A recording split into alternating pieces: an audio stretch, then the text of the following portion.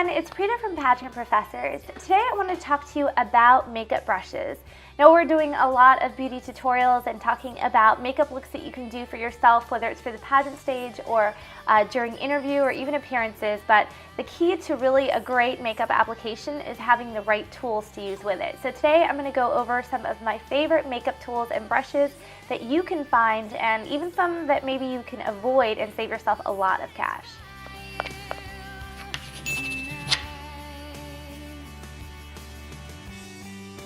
Okay, so if you've gone into any type of makeup store, whether it's Sephora, maybe a department store, you'll see that there are tons of makeup tools and brushes that the artists use. And that's because a lot of these tools are really going to transform the way your makeup looks. I know for a long time when I started off with makeup, I was using my fingers to apply foundation and everything else. But I have noticed that having the right tools makes even kind of the cheaper makeup just really apply much better and give it a better look. But if you've also been to any of the stores, you've noticed that makeup brushes can be by far some of the most expensive makeup items out there. Where a foundation might be $20 or $30, a foundation brush can be $40 or $50. So I know it's really hard to determine which ones you should buy, which ones you don't need, and kind of what you should be looking for in a great brush. Now I have, throughout my years, this is only just kind of one batch of my makeup brushes. I've accumulated a lot of makeup brushes.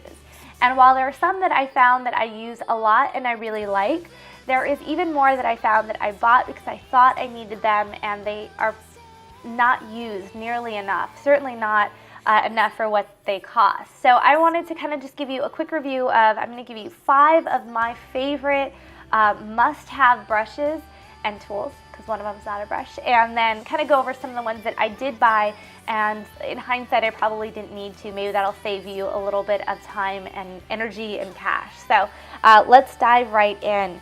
The 5 that I'm going to talk to you about today are ones that I really like because I kind of think about this. If I was stuck on an island and had only 5 makeup brushes, what would I need? These 5 kind of together will allow me to do a whole makeup look because there are makeup brushes that you can use kind of interchangeably for other things.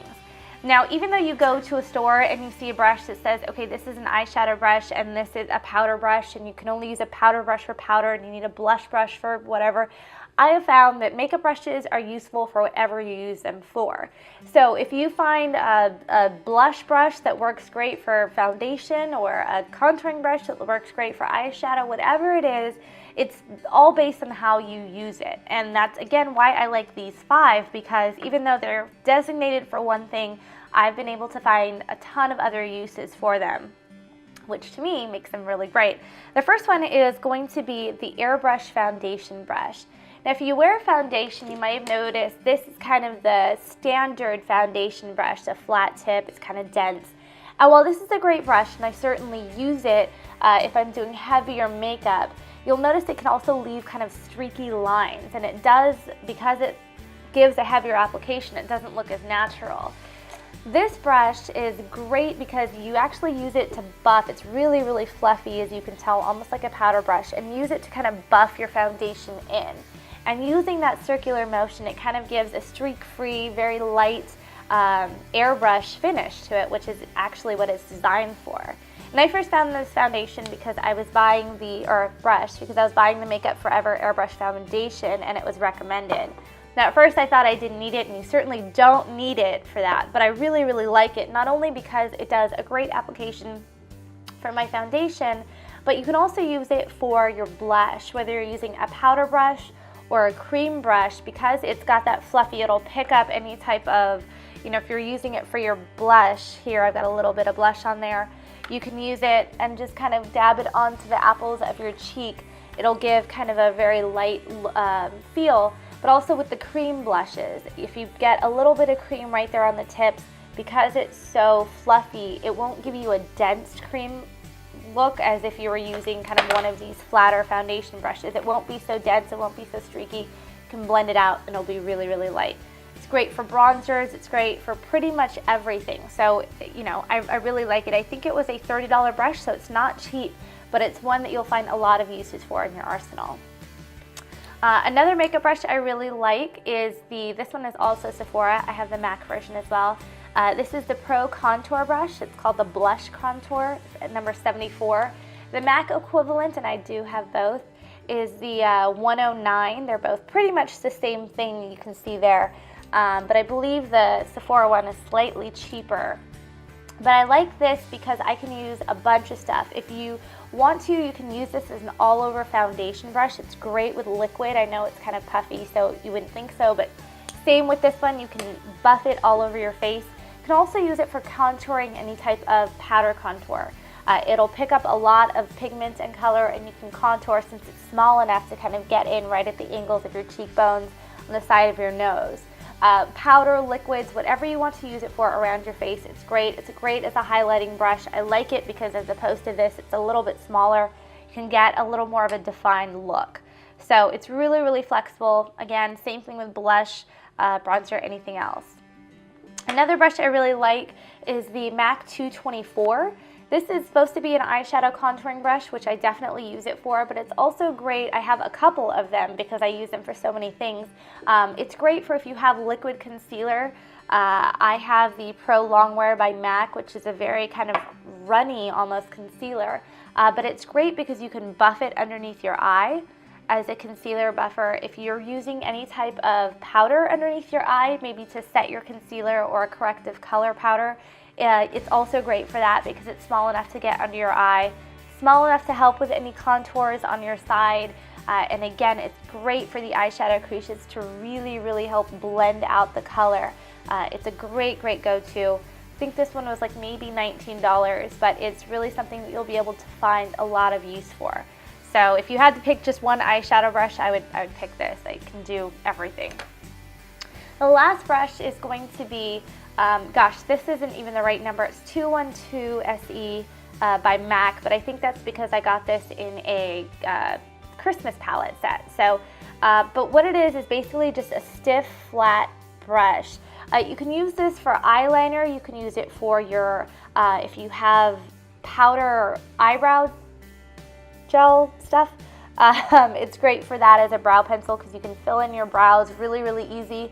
You can use it for black or brown eyeliner gel. It's got such a thin point. You can get a really specific eyeliner. And if you're in a bind, it's also great as long as you wipe off that color. It's great as a lip brush too because it's small enough to get onto that lipstick, pick up a lot of color, and really define your lips. So it's super easy. It's pretty inexpensive. This one for the whole set was $50 and it came with 4 other brushes, but I believe this on its own is probably under $20. So it's a great brush to use you know, for any of the smaller areas you need to get to. So those are the 4 brushes, and I told you there was a 5th. Now almost, well, not really eyeshadow, the pencil, but for any of the other face stuff, the Beauty Blender is probably one of the best things I have ever purchased for my makeup kit. This one, you can tell it's kind of dirty because I use it a lot. But it's just a very soft, spongy makeup brush or makeup sponge. And it's really, really soft. It picks up a lot. When you get it, it is actually much smaller and you're supposed to run it under the water. And as it gets damp, it expands. And the reason this is so great is because one, it has the tip, so you can get it, you can use it for concealer, you can use it for angles, for contouring, for pretty much anything having to do with the liquids. You can even pick up powder with it if you wanted. But the great thing about using a sponge like this for your foundation is, especially if you have oily skin, when it's damp and you're using it, because it has the water, everyone knows that oil and water don't mix. Well, if you're using a liquid foundation, when you're using the damp sponge to pick it up, it'll actually pick up the color in the foundation and leave a lot of the oil. So you're not going to get super oily skin from using this because it's sucking out most of the oil right when it's picking up the foundation. So it's really, really handy. It's obviously compact. It's about $20 for one, which I know seems like a lot. I've seen dupes of this or generic versions of this, and I figured, okay, it's got to be the same thing. It's not the same thing. I think I've tried 7 different kinds. They look identical, but if it doesn't say the Beauty Blender, it's not what you want. And I'll put a link below. But it's really, really a great go-to for kind of any of your makeup needs. Concealer, foundation, highlighter, bronzer, contouring, anything. It's a great, great kind of does-it-all tool. So you can't go wrong with that. Now I also mentioned there's some brushes that I purchased that I probably wouldn't purchase again. Those are going to be the most simple is the big powder brushes. You can see I've purchased 3 of them because I thought I needed 3 of them. But you really don't. A lot of the makeup brands and makeup counters will say, okay, if you're using a loose powder, you need to have a big fluffy brush. You don't. Either of these other 2 will buff in loose powder just the same. But they're kind of, you know, I use them every now and again just because I have them, but I certainly don't need them. The other thing is these ones are probably going to be the most expensive of any makeup brush you buy. I believe my Bobbi Brown one was $75, the Sephora one might be around $50. So they're really, really expensive, and I found that they're not necessary. If you have them, they're fine, but you don't absolutely need to run out and get them. I've also found that some of the other eyeshadow brushes, this is a Bare Minerals one that's double-sided, but if you're, you know, you really only need, if you had to pick one, something like this to put color on your lid and blend it out. This one has a tip at the one side and a flatter one on the other. They're fine to use if you have them, but they're certainly not something you need to go out and spend $30 or $40 to get, because you can get the same look with something like this. Another brush that you probably don't need, I have it and I use this blush brush a lot, but again, only because I have it. If you have either of these brushes, anything that's fluffy that will pick up the pigment will do just fine as a blush brush. You don't need something that says it's specifically for blush. It's not really necessary. The last brush that I have that probably wouldn't get again, there's some of these kind of eyeshadow deposit colors. Bare Essentials has one too. They're kind of these flatter, they almost look like mini foundation brushes.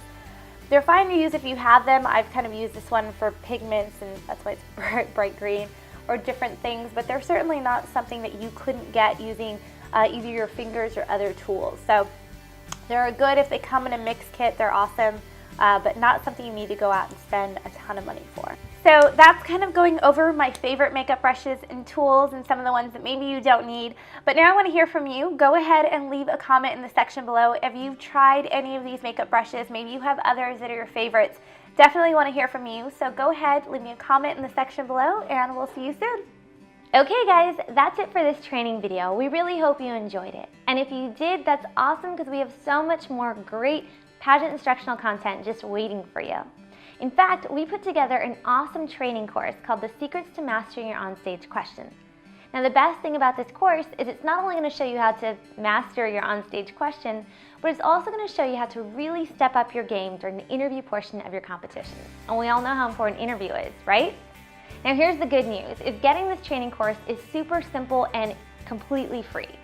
But you do have to be part of our exclusive email subscriber list, so you have to make sure to sign up. Now, if you're watching this on YouTube, all you have to do is click the hyperlink below this video, and it's going to take you back to our website where you can enter in your email address and get immediate access to the course. If you're watching this video on another site, make sure to go back to pageantprofessors.com and you'll be able to opt in right from the homepage. Now, as always, we value your privacy, so you don't have to worry about us selling your email address or spamming you. All we're going to do is make sure that we're giving you the latest updates on the greatest pageant instruction that we have. So go ahead, sign up, and I'll see you on the other side.